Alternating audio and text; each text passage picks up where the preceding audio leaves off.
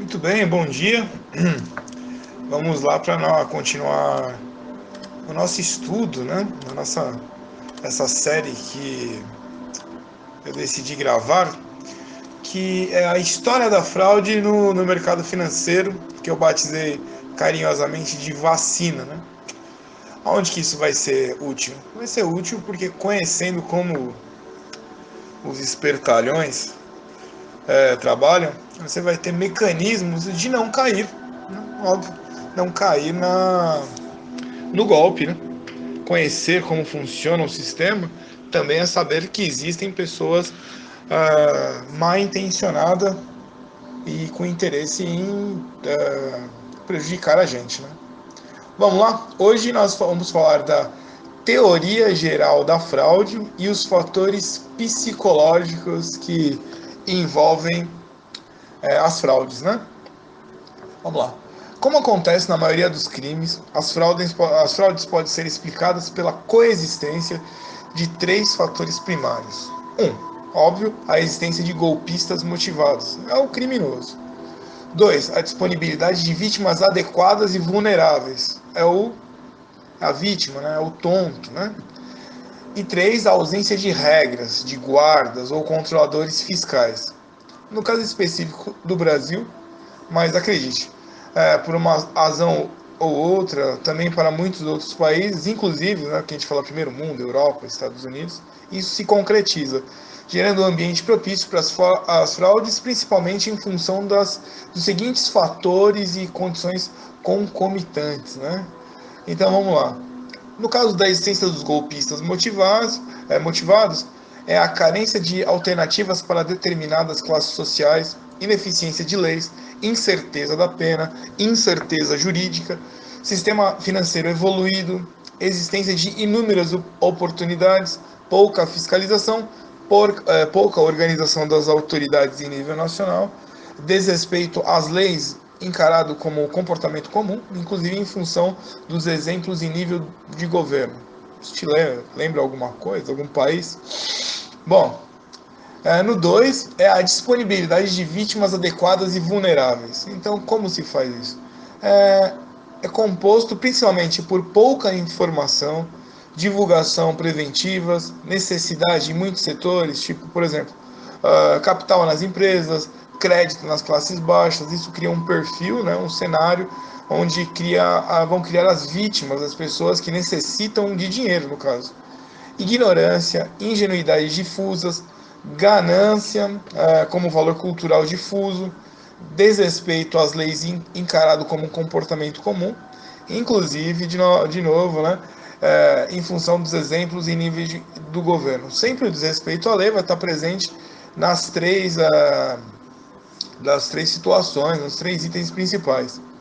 E vamos para o último, que é a ausência de regras, que são os guardas ou controladores eficazes, que é a percepção do problema como não prioritário, então a fraude fica uma coisa comum, despreparo e pouco treinamento específico das autoridades de polícia, escassa coordenação em nível nacional de ações contra os fraudadores, falta de leis específicas e pouca clareza em algumas das existentes.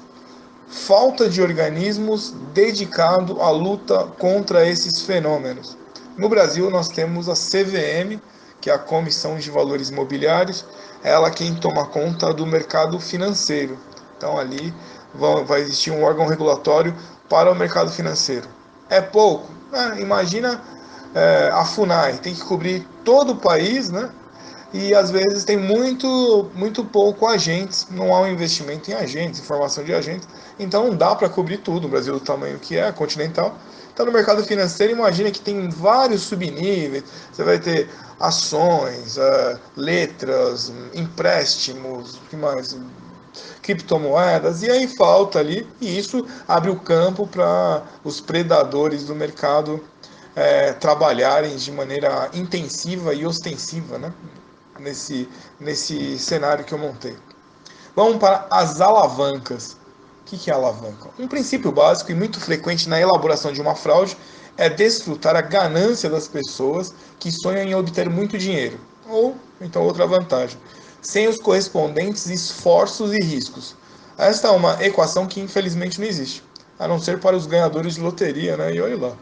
Estes últimos, aliás, estão sujeitos a um risco elevadíssimo, sendo que numa loteria você troca uma perda total muito provável, que é o preço do bilhete, né? Por uma possibilidade muito remota de ganhar um valor elevado. No judaísmo, ganhar dinheiro de jogo, não é constituído como uma bênção divina, né? Então, jogar na loteria não vale. Uma exceção são as fraudes tecnológicas, onde o que se desfruta são, sobretudo, os escassos conhecimentos técnicos da pessoa média. Um caso típico, ele é representado por boa parte das várias fraudes através da internet, nas quais se captam dados sigilosos das vítimas para depois usá-los em fraudes ou roubos, desfrutando do pouco conhecimento tecnológico das mesmas ou de outras armadilhas tecnológicas. Outros exemplos se encontram nas fraudes envolvendo cartões de crédito. É quando ele capta os seus dados, tem uma máquina que chama chupa-cabra, você passa em algum ambiente, lá, algum negócio estranho, e ele pega todos os seus dados, às vezes saca o dinheiro do seu cartão de crédito, faz alguma coisa assim. Eu já tive experiência no departamento antifraude, né, do Credit Card Visa, onde eu pessoalmente rastreei ali uma operação de uma quadrilha, que eles captavam aqui os dados do cartão de crédito da vítima e eles compravam em lugares muito interessantes. Peru, Colômbia, então eles entravam através de sites lá, ou, como é que falam, espelhados, né? Então espelhar você fazer a compra no computador daqui, mas ele espelha através do IP, como se estivesse em outro país. Essa entrega vai para aquele país e daquele país ou favorece uma parte da quadrilha que está lá naquele país, ou ele é enviado para o Brasil. Em geral, favorece quem está lá, como se fosse uma operação dólar-cabo. Eu vou explicar mais tarde, né? A gente vai conversar sobre isso. Ficou muito famoso na Operação Lava Jato, né? Que o presidente Moro, putz, né, ele não vai ser presidente. O juiz Moro, ele conseguiu, através dos investigadores, encontrar. Mas a Operação Dólar-Cabo é muito parecida com isso. Em síntese, as principais alavancas sobre as vítimas usadas pelos fraudadores são, vamos lá, isso é muito importante saber para você não cair. Presta atenção, hein? 1. Ganância e vontade de fazer o tal dinheiro fácil. Não existe dinheiro fácil. 2. A ignorância. Pode ser a tecnológica, a ignorância operacional, a ignorância legal, a ignorância comercial e vai embora. 3. O gostinho do ilegal e do proibido. Não tem aquela frase infeliz que o que é proibido é mais gostoso? Não tem nada a ver, né? 4. O gostinho do misterioso, do exclusivo ou inédito. A pessoa vem e fala pra você, olha, eu tenho uma coisa que só eu sei, né? A gente fala isso pros filhos. Se alguém vai te oferecer alguma coisa e falar é segredo, é porque não presta. Você não pode contar pra ninguém. Ué, mas se é bom, por que tem que fazer no escuro? Vamos falar pra todo mundo, né? A gente não fala isso pro filho, se alguém vier te oferecer, né, escondido ali, é porque é errado. E aí saiu pra gente também, depois de mais velho, a gente também. A pessoa vem e fala pra você, olha, tem uma coisa, mas é só pra mim e pra você, não conta aí pra sua esposa, não conta pra ninguém. Aí provavelmente é uma furada. Vamos pra quinta, que é a irracionalidade e tendência a negar as evidências para perseguir um sonho. Você está tão focado em ficar rico que não está vendo o que fazer. Vamos dar um exemplo? Às vezes a pessoa vem com uma coisa que é roubada, né? Você não sabe de onde veio, tem uma fonte duvidosa, uma coisa, um celular, vai. Você não sabe de onde veio aquele celular, o celular vale 10 mil, viu? Um iPhone que custa 10 mil reais. E ele vem e fala, vamos vender essa coisa aqui por 3 mil. Fala, mas espera aí, você nem pensa assim, ué, mas se vale 10, por que você está vendendo por 3? É porque tá errado, né? Mas você está tão focado em ficar rico ou ganhar um dinheiro que você não observa isso e acaba caindo numa furada. A sexta é a ingenuidade, a credulidade e a escassa atenção. É o que a gente fala, faltou a análise, né? Quando a gente vai comprar ações, nós analisamos a empresa, tem que ter uma percepção sobre isso daí. Por que está assim? O que acontece com essa empresa? Aí você vai e se joga, né? Vai, como se fala, você se joga na situação e depois reclama do resultado, né? É como pegar um carro sem saber dirigir, sem saber nenhuma regra, você sai daqui do Brasil, vai dirigir na Inglaterra, lá a mão é invertida, você vai entrar numa rua em contramão, né? E a sétima, necessidade e outras pressões, a urgência. Isso daí é uma alavanca, é uma das mais fortes, né? Junto com a ganância, que é quando você precisa, você ficou numa situação endividada, você ficou lá com muitos problemas, e aí você fala, eu preciso fazer, eu vou fazer porque eu preciso ter dinheiro, preciso pagar uma conta, um empréstimo, e aí você se lança numa coisa que em geral é furado, e em geral vai pegar um dinheiro seu antecipado, e você vai acabar perdendo e vai ficar numa situação pior do que estava antes. Todas as fraudes são baseadas no aproveitamento sem escrúpulos de uma ou mais dessas frequentes características ou condições humanas. Vamos falar agora das técnicas usadas e os fatores psicológicos. A aula aqui tá gostosa, hein? Tô sentindo que você vai aprender bastante coisa. Segundo alguns psicólogos e experts internacionais, eu compartilho essa visão, eu acredito que seja isso. Outros importantes fatores psicológicos e técnicas utilizadas pelos golpistas são: 1. Reciprocidade. Essa é a teoria que diz que se eu fizer algo para você, você irá se sentir obrigado a fazer algo para mim. Então como é que funciona? O golpista se apresentará como muito prestativo e pronto a ajudar em tudo para que a vítima fique lhe devendo uma, né? E assim tenha mais dificuldade em dizer não. Isso às vezes é usado, é chamado... Ah, meu Deus, esqueci aqui. Tem um nome técnico disso, que é gatilho mental. Então ele vem, já quando você vai numa loja, o cara te oferece um chiclete, uma bala, um café, ele está criando um vínculo com você, porque aí fica mais difícil de você falar não. Você recebeu um presente, aí psicologicamente você tem a necessidade de dar alguma coisa. E aí, finalmente, vem a proposta. No caso do vendedor, não é nada ilegal, ele está vendendo um produto, ele está usando esse gatilho mental. Mas no caso da fraude, ele vai usar isso para que te pegar, né? Para a fraude dele. A segunda é a escassez. Sobretudo a falta de tempo para decidir, alegando que uma determinada oportunidade é por tempo muito limitado ou que tem algum prazo a ser respeitado, é um fator muito usado para pressionar as vítimas. Mas também existem fraudes envolvendo limites de vagas, de montantes disponíveis para financiamentos, de produtos em promoção. Você está observando que isso também é chamado gatilho mental. Então ele vem e fala, olha só, você tem que tomar decisão agora, não pode ler o contrato, não pode fazer nada agora. Aí você está ali sozinho às vezes, né? Nem consegue conversar com a esposa, consegue conversar com o marido, com o advogado, que é, né, mais importante. E aí você tem que tomar uma decisão ali sem saber. E aí provavelmente, nessa é chamada escassez, você pode entrar numa furada. É óbvio que isso também é usado no mercado normal, né? Às vezes você vai lá, uma promoção, hoje, né? O carro lá tem um desconto de 10% hoje. Mas a gente está falando de fraude, né? Não vai misturar as coisas. Terceiro, autoridade. Muitas pessoas ficam cegas quando pensam em estarem lidando com autoridades. Por isso, golpistas, muitas vezes, alegam serem ligados a órgãos ou entidades públicas que confeririam poderes ou se apresentam com cargos altissonantes. Então ele vem e fala, não, vamos imaginar uma situação, eu trabalhei na CVM 100 anos, eu conheço todo o sistema, eu era banqueiro, né, então conheço tudo, eu era bancário, trabalhei num banco de investimentos, conheço tudo aí e tal. Ele vai e se mostra especialista, né, para te envolver ali. Você vai pensar, o cara é especialista? Então provavelmente ele não vai me enganar. Em geral vem um segundo, terceiro, né, e fala, não, realmente, eu conheço ele e tal. É bom sempre pesquisar, né, para não cair numa furada. Esse daí é o dilema da autoridade. O quarto é fixação em fantasias.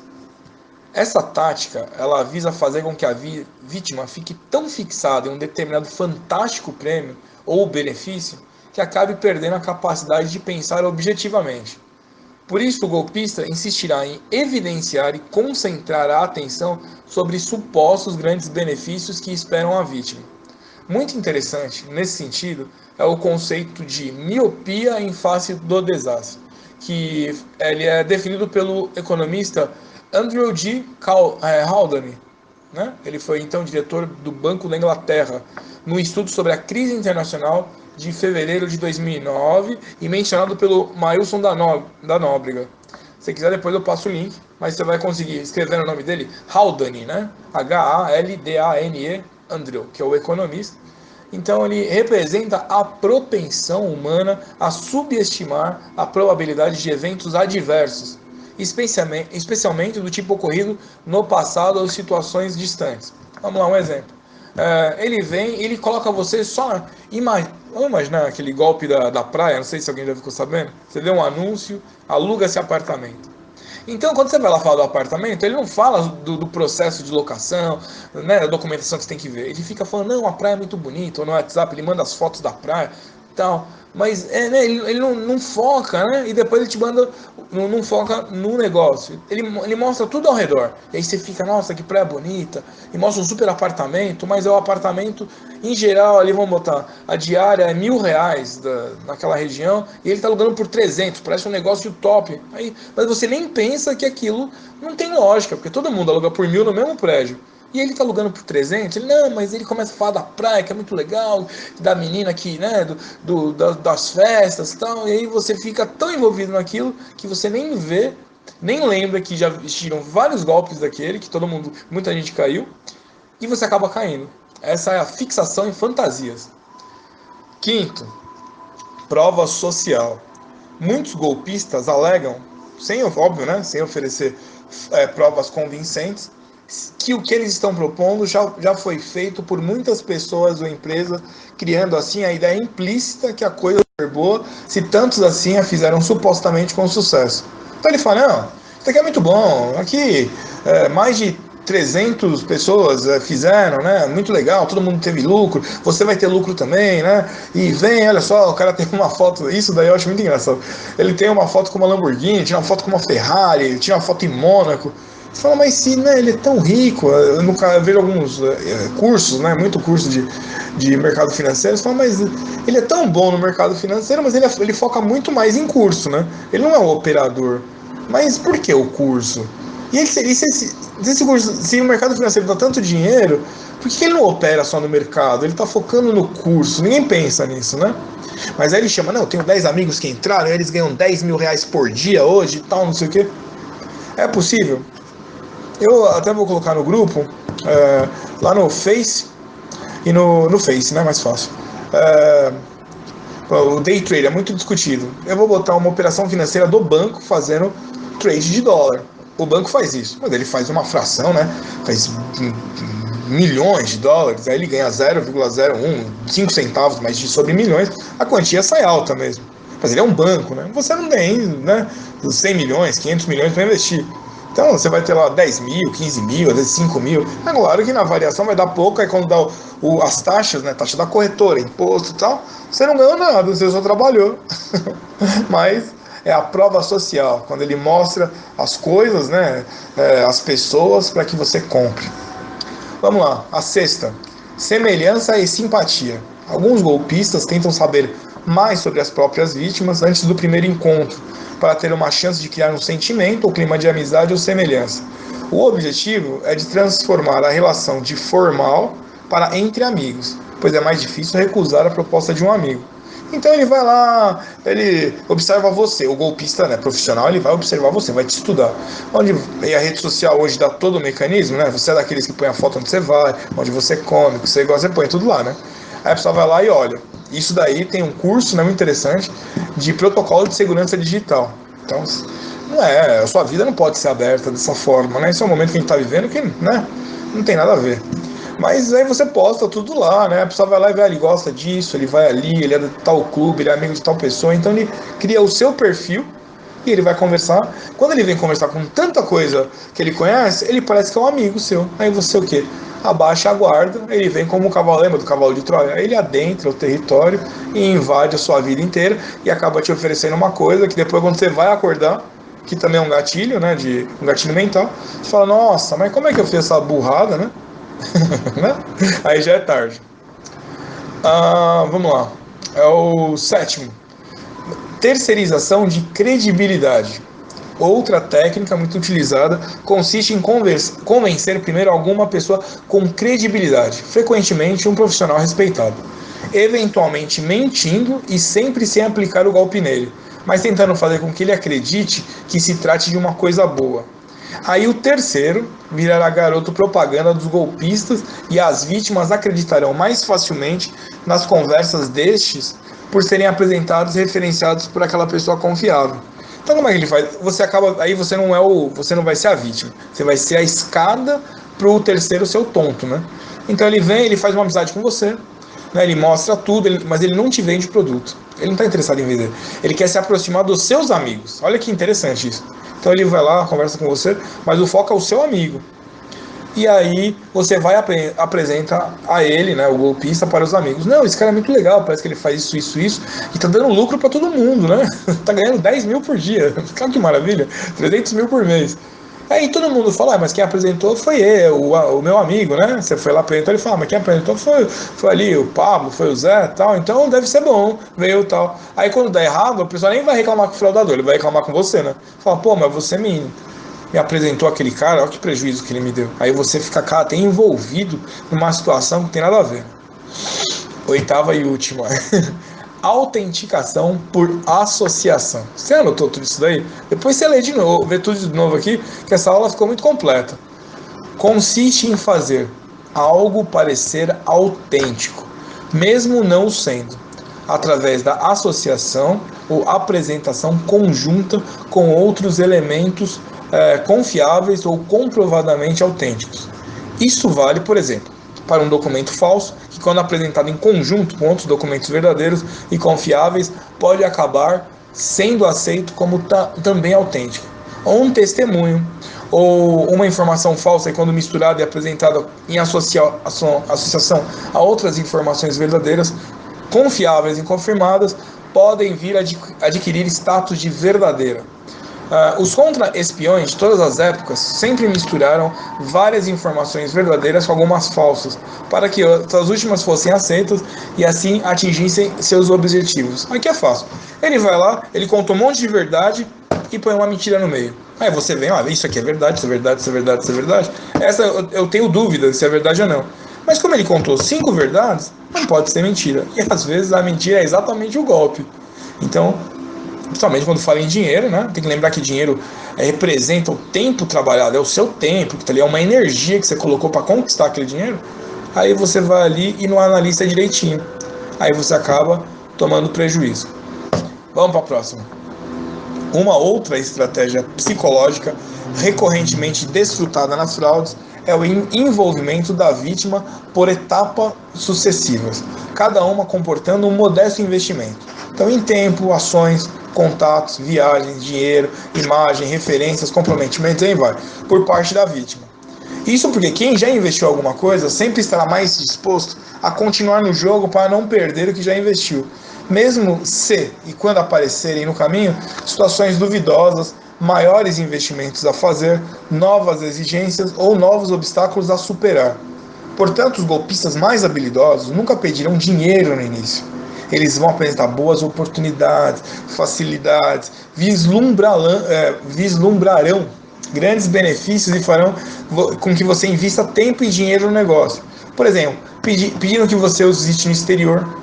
Vem aqui, tem uma reunião aqui, você tem que vir aqui até Davos, né? Aí você vai lá, mas é bonito o país, né? Você fica iludido com tudo aquilo, leva você no restaurante, leva você a um monte de lugar e vai te envolvendo, né? E aí você gastou um dinheiro. Ou vai pedir que você faça alguma coisa no seu país que comportará tempos e custos, mas que deixará você tranquilo sobre as intenções deles por não serem custos destinados a ele, né? Quer ver? Imagina uma situação. Uma pessoa recebe uma proposta de financiamento, que é um caso mais clássico, viaja para os Estados Unidos, gasta dinheiro da passagem para discutir o assunto, recebe um monte de papéis e requerimentos, vai atrás de tudo, gasta dias, paga advogado para traduzir, né? Paga contador, cartório, amigo, banco, etc. Fala disso com várias pessoas, pede a todos algum tipo de ajuda, né? Depois vai atrás dos documentos necessários, que esperam um monte de documento, gasta mais dinheiro pelas certidões, mais tempo para conseguir. Nessa altura ele já está pronto para receber a informação que vai ter a liberação do financiamento. Já tudo aprovado, ele está esperando isso. Aí o golpista fala, olha só, depende agora do pagamento de um seguro, de uma taxa, de um imposto, de um custo de contrato, do advogado. Ele vem lá com alguma coisa e mesmo com alguns, ou até muitos indícios que se trata de uma fraude, como já está totalmente envolvido, não terá mais alternativa de se não arriscar mais um pouco. Aquela coisa, eu estou até aqui, eu vou andar mais um pouquinho. E aí vai pagar para receber o suposto financiamento que é bem comum. Ainda mais agora, todo mundo sem dinheiro. Lembra, eu gravei outro sobre o mercado de financiamento fraudulento, né, na outra aula. Então, ele acaba indo. Afinal, no caso contrário, ele vai pensar, eu já perdi todo esse tempo e dinheiro até aqui, então vai todo mundo falar que eu fui tonto, que eu perdi dinheiro, então eu vou finalmente fazer. E aí, esse fazer geralmente é um valor mais alto, e ele vai e perde. Eu criei aqui vou falar rapidamente, uma série de etapa, ação, meios e objetivos. Eu vou mais ou menos rápido para você entender, depois você escuta de novo se tiver alguma dúvida. Como acontece o processo de fraude? Essa aula ficou classe A mesmo, vale a pena, apesar de ter ficado mais comprido, ficou boa. Vamos lá. Processo de seleção. 1. Ação é a procura de vítima com características favoráveis. Meios é o contato, intermediário, internet e referência. Objetivo: encontrar a vítima idônea. Vai para a segunda fase. Contato. Identificação do melhor sistema para o primeiro contato. O meio é o direto, por apresentação, casual, invertido, que é estimulando o contato da vítima. Às vezes é uma coisa na internet, você vai lá e clica. O objetivo do fraudador é fazer o contato de forma eficiente. Próxima etapa, credibilidade. A ação é a conquista da credibilidade através de meios diretos ou indiretos. Os meios é a terceirização da credibilidade, criar uma imagem positiva, documentos forjados, referências, sites e internet. O objetivo, ganhar credibilidade aos olhos da vítima para uso sucessivo. Próxima etapa, criar alavancas, que são os gatilhos mentais que a gente falou. É o aproveitamento das alavancas disponíveis para preparar a vítima. Os meios, ganância, necessidade, que a gente falou.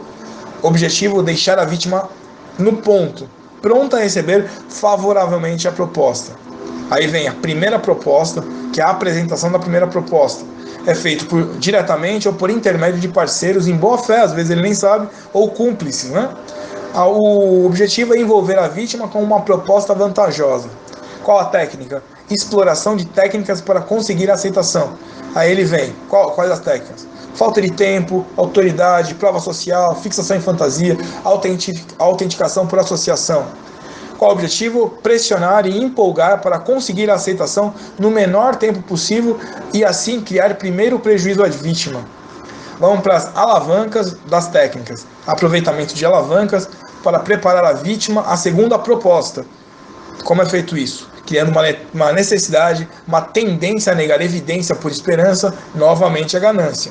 O objetivo disso é deixar a vítima que já sofreu um prejuízo em condição de fragilidade e receptividade a uma nova proposta. Aí o cara falou, puxa vida, vai todo mundo me chamar de tonto porque eu vim até aqui. Mas se ele se sentiu tonto, o sexto sentido que a gente tem, já era hora de parar. Mas ele continua e vai para a segunda proposta. Segunda proposta, vem a apresentação da segunda proposta, que é dada diretamente ou por intermédio de parceiros, de novo em boa fé ou então cúmplice. O foco é empolgar a vítima com a proposta que supostamente resolveria o prejuízo e daria ganho. Você veio até aqui pagando, e agora, olha só, agora vai acontecer, agora vai ficar bom. E aí, finalmente, as técnicas. Como é feito? Exploração das técnicas para conseguir a aceitação. Quais são as técnicas em geral usadas? Falta de tempo, fixação em fantasias, autenticação por associação. E, de novo, a mesma coisa, os gatilhos mentais. Qual que é a meta? Finalmente deixar a vítima em condição de ter problemas emocionais, financeiros, legais. Ele vai criar uma situação de problema ao recusar a proposta. Se você falar não, agora você vai ter um monte de problemas. Sua família vai te chamar de tonto, vai perder a operação, perder o tempo. E aí fala, fecha, porque você vai lucrar, já veio até aqui. E aí o tonto, vai e fecha, e aí cai. Observa como é usado. Isso daqui é um padrão dado pela Polícia Federal sobre uma fraude. É assim que eles fazem. Vamos lá? Finalmente, para terminar, a importância das informações. Obrigado por ter vindo até aqui, Lembrando que nós somos Allianz Sociedade Médica, e nós somos uma sociedade médica focada no mercado financeiro para os médicos. Nós somos a única sociedade médica que investe o dinheiro dos nossos associados, que são o nosso dinheiro, no mercado financeiro. Por isso, a obrigatoriedade de também mostrar os caminhos bons e, óbvio, mostrar o que é ruim no mercado financeiro. Vamos lá. O economista Steven Levitt, no seu célebre livro Freakonomics, muito bom, eu li, expõe de forma bem clara e coordenada alguns outros interessantes conceitos e fatos. Vamos lá. A assimetria das informações. é a situação na qual uma parte, normalmente um, entre aspas, especialista, detém informações relevantes que a outra parte não tem, e usa essas informações em sua vantagem. Em alguns casos, a assimetria de informações é o resultado da simples sonegação de informações relevantes por parte do especialista. 2. A assimetria das informações pode ser usado, e frequentemente o é, para gerar pressão na parte menos informada. Normalmente, através do uso de várias formas de medo ou insegurança. Você já viu como a maior parte das informações que se veiculam vai dar tudo errado, é uma nova bolha, crise, porque isso chama mais atenção ao ser humano. Quando eu falar que tá tudo bem, ninguém presta atenção em nada e vai pra praia. Você fala, não, agora os preços dos imóveis vão cair, aí você vai ler para entender. Né? Não é assim? Então, isso também é um gatilho. Terceiro, na base de boa parte das fraudes, na base de boa parte das fraudes existe uma situação de assimetria de informações, onde o golpista detém informações relevantes que a vítima não tem. Infelizmente não busca, por ingenuidade, geralmente por ganância, necessidade, e se aproveita dessa posição de superioridade para aplicar o golpe. Essa última informação é muito interessante e com certeza compartilhável, levando, obviamente, em conta que o conceito de assimetria de informações deve ser interpretado de forma bem ampla e flexível.